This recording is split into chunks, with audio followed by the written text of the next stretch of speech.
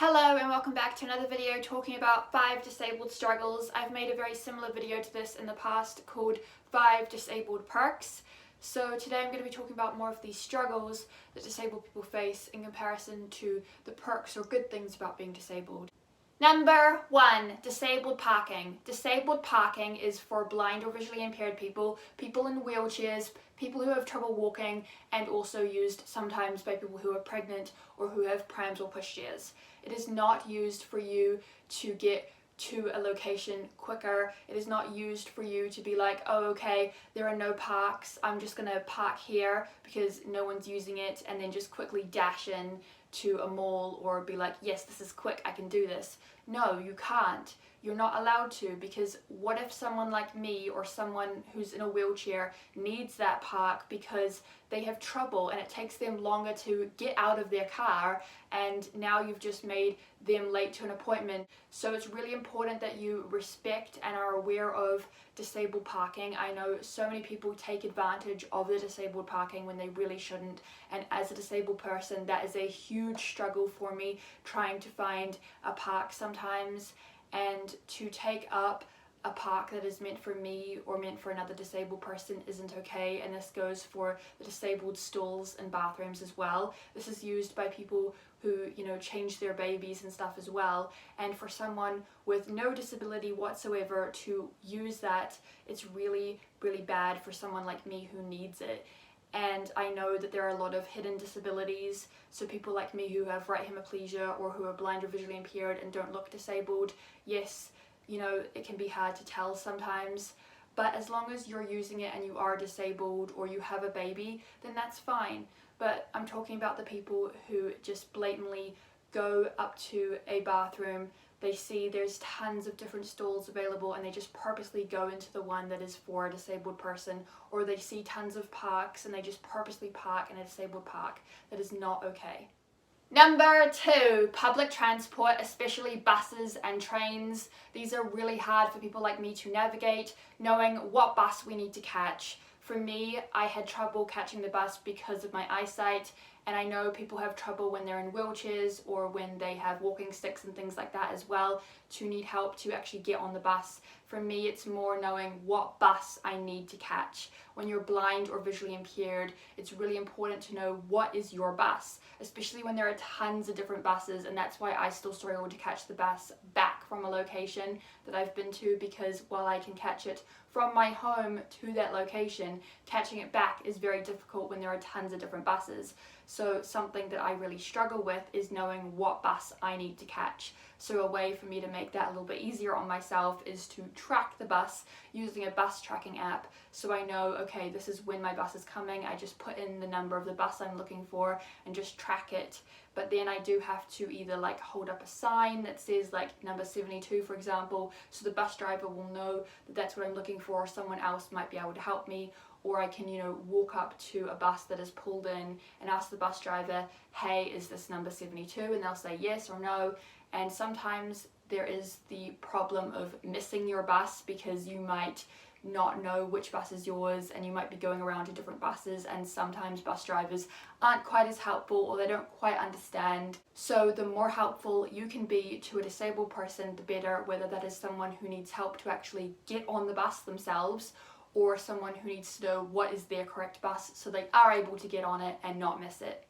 Number 3, jobs and education. For me, when I was trying to get an education, one of the big things I struggled with was actually learning and studying. I found those two things to be very difficult because of my vision impairment, and people with learning disabilities have a very similar issue because they struggle to actually learn something if it's not taught to them in the correct way. More and more, so many kids these days are having trouble to actually learn what they need to learn, whether that is someone who is blind, someone who is visually impaired, someone who is deaf, someone with a learning disability. There are so many things that make it hard, whether that is exams, whether that's the actual learning process, the homework.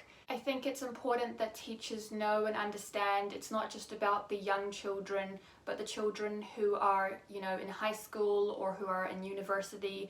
They often have problems as well, and if they don't get the education and help that they need when they are a young child, it can be even harder moving forward. So to stimulate the child's mind, to make learning fun, to find new ways to adapt, and trying to incorporate what the disabled person needs into the entire class.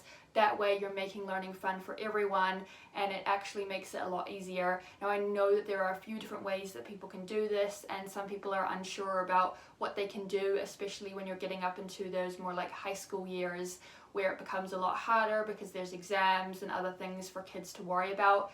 But as long as you're finding ways to actually help the child who is disabled, as well as helping other kids in the class and making that whole experience a lot easier for them, the better it's going to be in the long run when they go to get jobs or go to university. Number 4, reading a menu. This is really hard for me because I'm visually impaired, and for people who are blind or visually impaired, reading menus is a huge struggle because we can't always see them. Sometimes they're in tiny font. For me, most of the time I can read the titles and things like that, but not the descriptions, and that can often be a problem. So one of the things that I suggest for restaurants to make that less of a struggle for people like me is to have a few different menu options.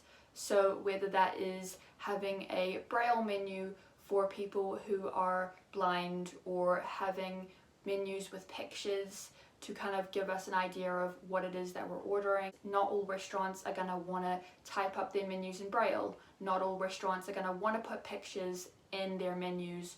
So you do have to take pictures sometimes, or ask waiters to read the menu. And waiters, waitresses, please understand that disabled people, people who are blind or visually impaired, they may struggle to read their menu, and it may take them a bit longer to read it, or they may need you to read it to them. So I know this can be a little bit weird and awkward sometimes, but just understand that someone like me may need some help. If they're struggling to read the menu, you can be like, okay, these are some things that we have on the menu. Does any of this sound interesting to you? Or would you like me to read the menu to you, or something like that?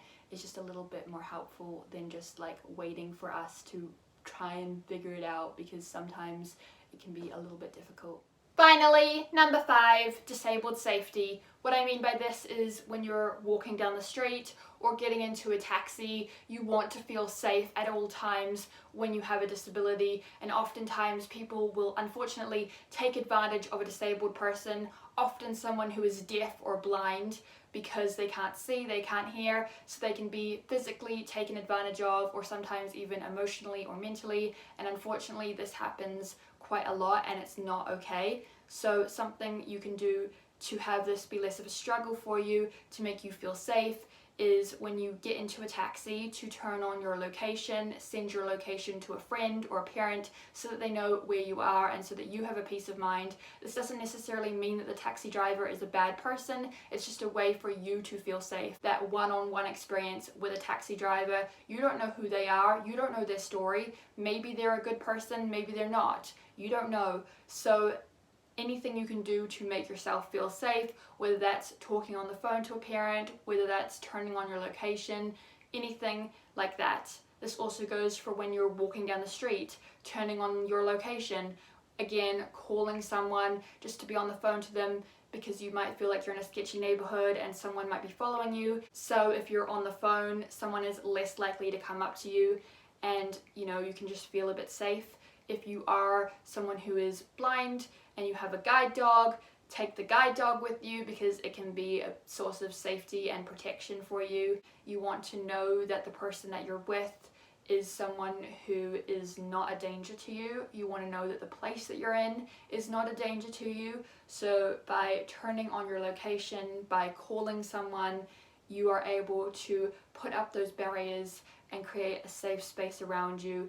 Thank you so much for watching. I hope that you enjoyed today's video. If you did, then don't forget to smash it a big thumbs up. Share this video with your friends if you liked it. And also don't forget to subscribe and ring that bell to get notified every time I upload a new video. And I will see you in my next video. Bye!